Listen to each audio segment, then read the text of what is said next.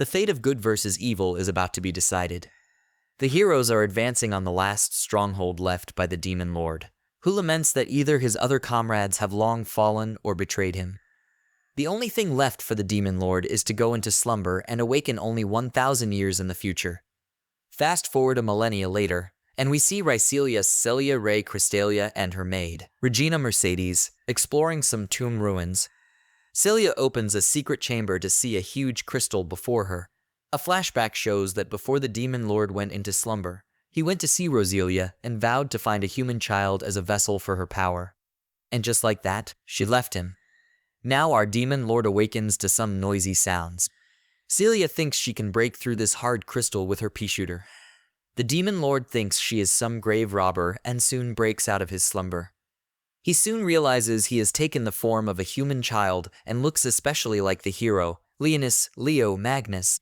He assumes that role, and probably another awakening occurs as Celia smothers him. Celia is kind enough to share her food, but Leo will keep her company to find out more about this timeline. Apparently, enemies of mankind known as Void popped up 64 years ago, and Celia thinks Leo is a victim, kidnapped and encased here. Celia was here to conduct investigations on Void. Suddenly, there is an ogre Void materializing. Celia thinks she can do damage with her pea shooter, and Regina's hand cannon packs a punch. Leo is stumped because her firepower is equivalent to some high-level magic. As they escape, more wyvern voids pop up. Celia protects Leo and gets fatally killed. Leo is not amused that this mere human protected him, so Leo summons his staff and easily defeats the voids. Though he notes that his strength has reduced tremendously, Leo then uses his basic spell to heal up Celia. Celia doesn't know what happened, but she's glad everything is okay. However, she is stumped when he explains his sorcery. Only then does Leo realize humans in this era rely on magic technology and have little to no magic power. Rendezvousing with Regina, they return to base as Regina tries to sexually tease him and turn him into a pervert. Leo is amazed by the last human's stronghold, the 7th Assault Garden. It was built to fight against voids, and it houses countless holy swords used for that fight. Flashback 6 years ago, when a heavy assault was launched on the 3rd Assault Garden, civilians stayed safe in a bunker. A young Celia and Regina were there too. But in the aftermath, although the civilians stayed safe, the entire place was destroyed, and all the holy knights, including the whole of Celia's family, perished. Leo further learns that this stronghold is a megafloat that goes around to hunt voids. Celia will go do some registration so that he can enroll in the Excalibur Academy. Those who show such potential have to enroll there. Alone for a while, Leo summons his familiars from his shadows, Sherry the maid and Blackas the wolf. Leo is frustrated that things have turned out this way. The plan was to rebuild his army and bring humanity to its knees. And now we have humans advancing in technology and a new enemy to begin with. He has the familiars to gather more information on humans, while he does the same by infiltrating as an academy student. After getting his ID, Celia takes him around the place. It is way bigger and much more technologically advanced than his own fortress. As Celia brings him back to her dorm, they stumble into this typical senpai bully, Musil Rhodes. This guy mocks Celia for having no holy powers despite being in the lineage of one, and he wants her to join his platoon. Celia rejects him. He doesn't take that too kindly and starts to harass her. Leo can't stand this and uses a sliver of his magic to force him to his knees and warn him not to touch her. He wanted to fight back until Elfine Fine Fillet threatened to show video proof of his harassment. Celia introduces Leo to Fine, who is a data analyst for Celia's platoon. Leo learns more that, based on merits, platoons get better dorms. Leo doesn't even know how the toilet works or how to bathe himself. Then Celia goes with him to the bathroom. After all, Leo is only a kid. When Celia suddenly starts to feel weak and drop dead, Leo activates something to return her to normal. Then he apologizes for healing her. That was a lie. He cannot revive the dead. The real Celia is actually dead. Even 2 years ago, Musil was trying to court Celia into joining his platoon, but of course Regina was there to shoo him off. Celia was bitter. She couldn't summon a holy sword, and it wasn't to keep that scumbag off her back. Leo explains to Celia that she needs his blood to replenish her mana. explaining himself as a reincarnated ancient sorcerer. He only had the choice of saving her, and now she is his minion. So now she is more like a vampire queen. Celia also takes this chance to explain how her entire family was killed when voids attacked her homeland. She and Regina stayed safe in a shelter, and in the aftermath, Excalibur took them in. As they go to have lunch, to Leo's dismay, his ultimate gold coin has no value. Then they see Sakuya Sieglinde beating up pesky bouncers. It seems she gambled all her money last night, and they want some payback. She is part of Celia's platoon, and her ultimate goal is to kill all voids because they destroyed her home and killed everybody. During Leo's magic inquiry, Leo overdid it and instantly destroyed the drones, causing everyone to be shocked. Instead of preparing for another alternative simulation, Musil suggests fighting him. So basically, in this team match, if Musil wins, Celia joins his side. Otherwise, he must give up on her forever. During the mock fight, Celia gets paralyzed by Musil's spell. Because of her great will to protect Leo, she not only breaks out of it, but summons her own holy sword. Finally, as she breaks his holy sword, the coward gives up. Back at the dorm, Celia wants Leo to help make her stronger, and although she doesn't get this minion thingy, she thinks he wants her to play his big sister. Celia and her team celebrate Leo's induction into the platoon, as well as Celia getting her holy sword. Leo gets analyzed by Fine as she explains her holy sword. She was once an attacker, but she saw some of her friends die in a void attack. Her holy sword lost its abilities after that, and she subsequently joined Celia's platoon. Later, Leo finds some correlation between outbreaks of voids and the locations of his ancient battles. Blackas reports a massive power plant that powers the floating island, so Leo wants to get his hands on it. As for Sherry, it seems nobody knows about him or the great war that happened before, though she is jealous that Leo has undertaken another minion. Flashback to when Leo was a human and a hero. After the defeat of some demon lords, he was tasked with fighting some gargoyles in a low village. However, it was a trap, as his fellow humans killed him. It seems Leo didn't want money and riches, but rather that the idea of taming monsters was just too much for the nobles and royals to handle. So the better way is to kill him. That was when Roselia popped up before him and asked for his opinion on whether the world is just. Leo had a hunch this would happen, and he accepted the world as it was. Since Roselia wanted to rebel against the world and had her eyes on him, she revived him to join her. Fine contacts Celia about some meetings of the higher-ups today on their off day. It seems some Marine Survey team members have gone missing, and the meeting could be a coincidence. So we see these people talk about the survey team that they have lost contact with and the possibility of some void that has mutated. A follow-up order by the commander to further investigate. Meanwhile, Leo trains Celia. To help her become stronger, he summons his lowly skeleton minions for her to train. As thanks, she wants to treat him to a great restaurant she knows. Meanwhile, Sakuya sees Blackas and finds this doggy outside the dorm. She makes friends with him and even gives him a name. Mr. Fluffy Wuffy, Black Fur. After buying a few food items, Celia takes Leo to the orphanage that she frequents.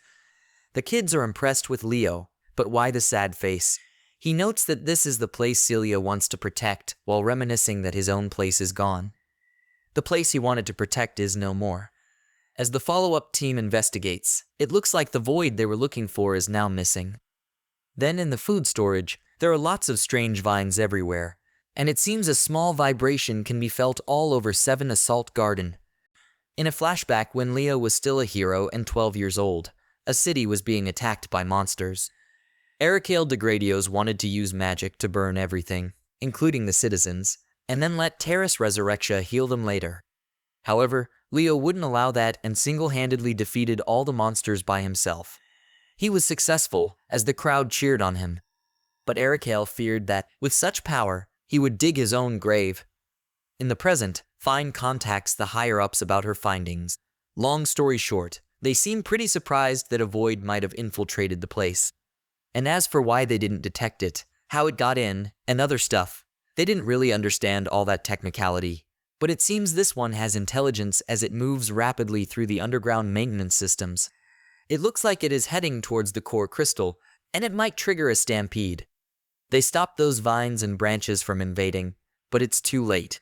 It is time to turn this place into a fortress and evacuate the citizens to the shelter. The alert is sounded as portals now open above and voids flowing out. Celia has no time to be traumatized and needs to face reality. It is also for Leo to strut his stuff as he pulls off his devastating magic moves. Too bad in this form. It slows down his chanting, and it is not really that efficient in taking down the void, although he did take down a megacolossal void. When the ground splits asunder, vines start to grab all over Celia and pull her in. Then the vines start to talk and call out to Leo. Leo knows that this is Arakale. A flashback. When Leo just awakened as a demon lord, he reveled in his new powers. To celebrate his victory, Roselia gave him a gift. It was a holy sword, but since it would be unfitting for it, she turned it into a demon sword. But there is a condition if he were to use it. Now Leo knows that Arakale is using Celia to bait and lure him in. He'll play his game. Leo and Blackas discuss how Arakale has changed, and now he is a void monster. Because he was resurrected, it could mean that Roselia is alive somewhere out there. Leo puts a protective barrier on the orphanage, and then has Sherry help protect Celia's friends fighting the relentless void waves. Leo and Blackas charge into the core crystal to face Arakale, who has taken over the entire place. Arakale is shocked to know Leo did not perish 1,000 years ago. He claims he is going to rebuild the world with an empty star, and that is why he has been chosen to do all this. Not that Leo cares for all that now. Because this place is Arakale's domain, their magic grows weaker. Celia realizes she cannot be a damsel in distress and needs help fighting. She tries to resist all the roots that tie her down. Enough for Leo to find her and then throw her a little of his blood to power her up into a vampire queen and break free. Arakale uses his ultimate magic, which will burn everything down, including himself. Hence, Leo needs Celia to buy him time as he makes his preparations to kill this guy for good. This time, he is going to use his demon sword, and the condition for unleashing it is to protect his kingdom. The ultimate slash from Daneslave destroys every bit of Arakale. This means no more new voids, and the rest are slowly whittled down.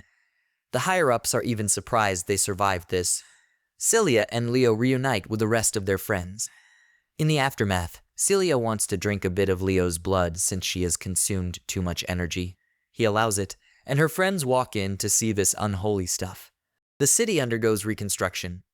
Leo tries to get access to the vault to get more information, but some spirit stops him for lack of credits or permissions. However, thanks to Regina's hacking, they manage to enter as Leo learns that spirits are now artificial and man-made. The original ones were gone when the void invaded. They get a message to attend a commendation ceremony for a select few. It will take place on the SS Hyperion and be hosted by the Imperial Princess, Alteria Raeoltrice. Meanwhile, a few races, including Bastia Colossoff the Black Lion, Jack the Elf, Jurder Hanzak the Werewolf, Giraffe the Leopard, and Elza the Goblin, known collectively as the Alpha Wolf Alliance or Away, are planning to hijack SS Hyperion and abduct Alteria so as to free their brethren imprisoned in the capital. They are approached by a dark elf, Sharnak, who can help them achieve that. She gives Bastia a holy sword that powers him up. In exchange, she wants the holy sword users alive to be sacrificed to some goddess.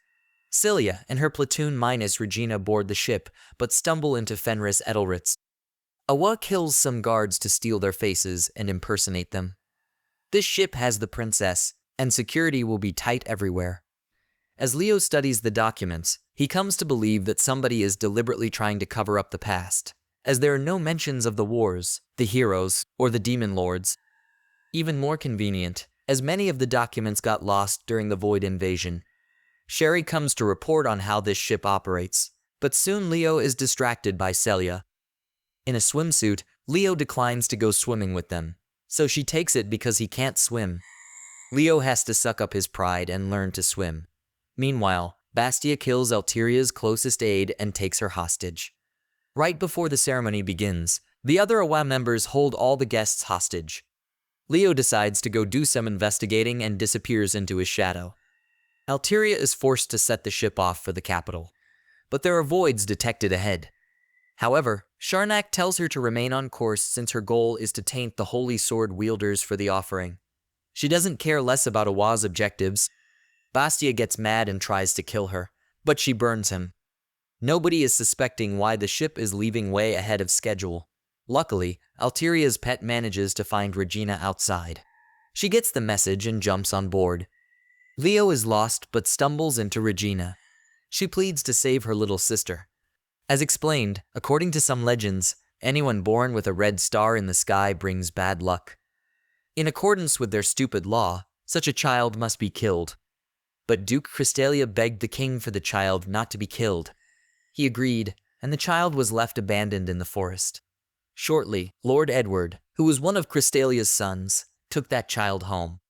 To hide her identity, she serves as Celia's maid. And so that's pretty much about Regina's royalty secret, which only her comrades know. She is here to see her sister from afar and is briefed by Leo about the situation. So Alteria's pet is called a carbuncle, and this spirit is what pilots the ship. They go to the deck to see nobody around. The ship is powered by artificial spirits.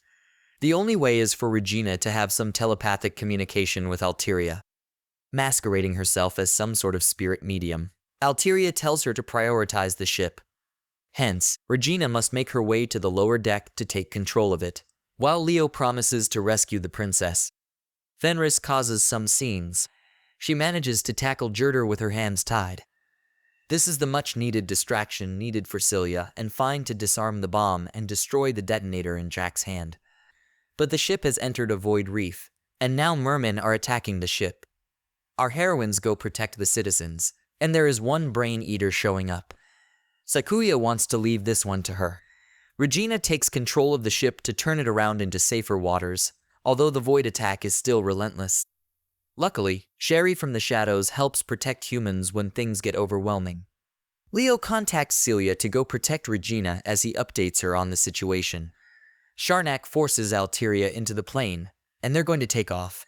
Too bad for stupid Giraffe to be left behind and killed by the void. The plane cannot take off, seeing as Leo is using his magic to bring it down.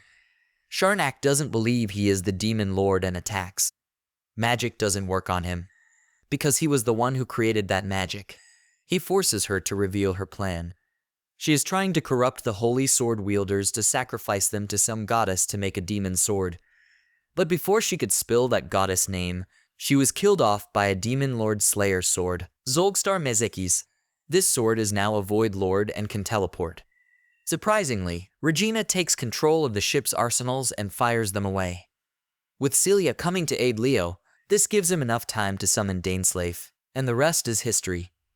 In the aftermath, Alteria rewards and praises the heroines, but Leo and Regina did not attend due to circumstances. Alteria understands. Leo is back home with sores all over his body. Regina nurses him and gives him a kiss as thanks. Humans are trying to smoke out the remnants of a way.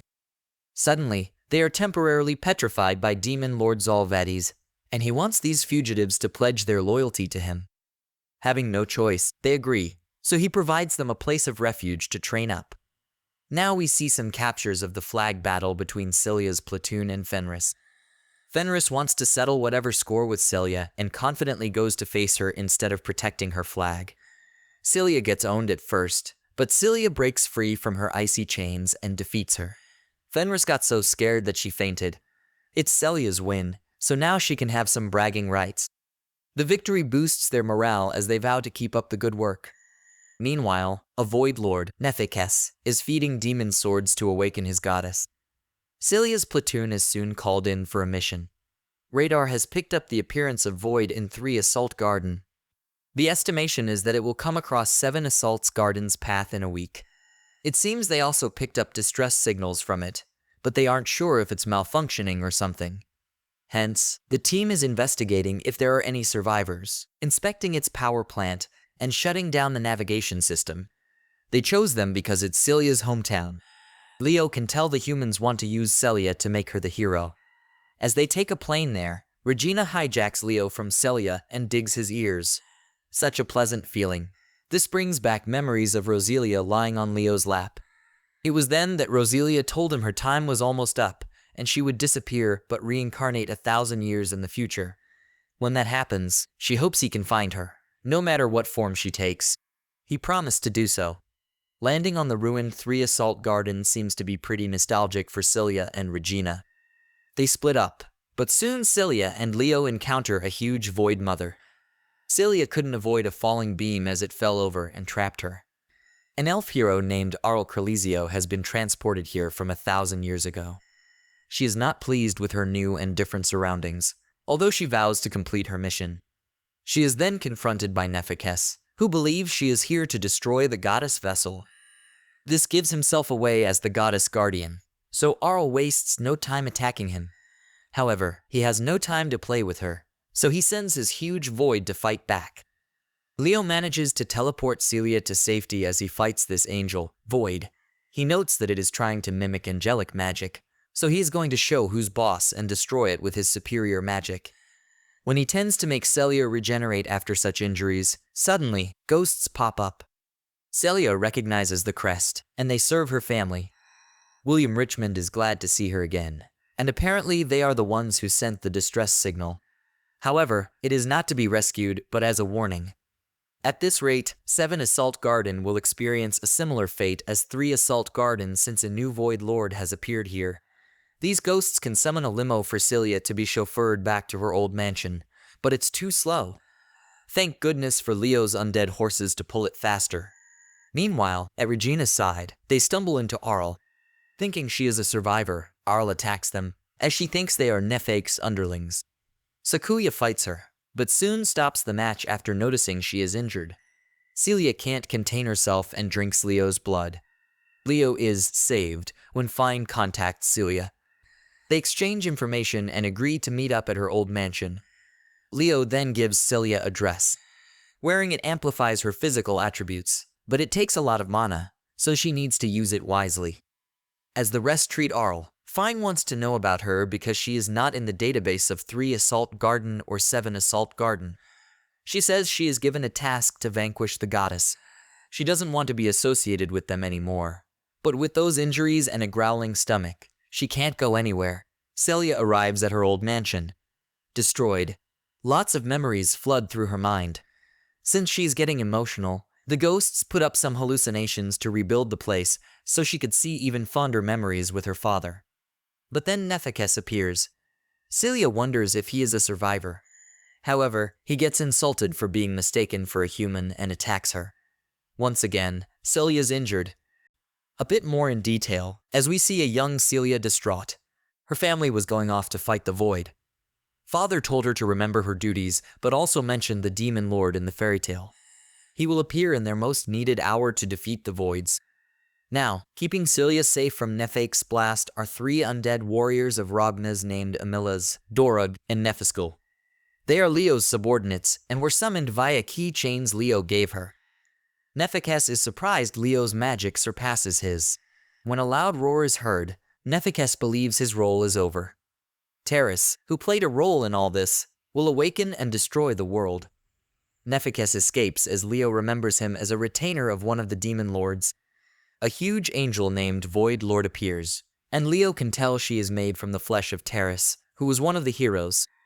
Everyone fights the smaller angel, Voids, but it keeps regenerating until they realize they have to finish off the head. When Leo's ultimate fire spell doesn't even burn Terrace, he needs Celia to buy time so he can prepare Daneslave.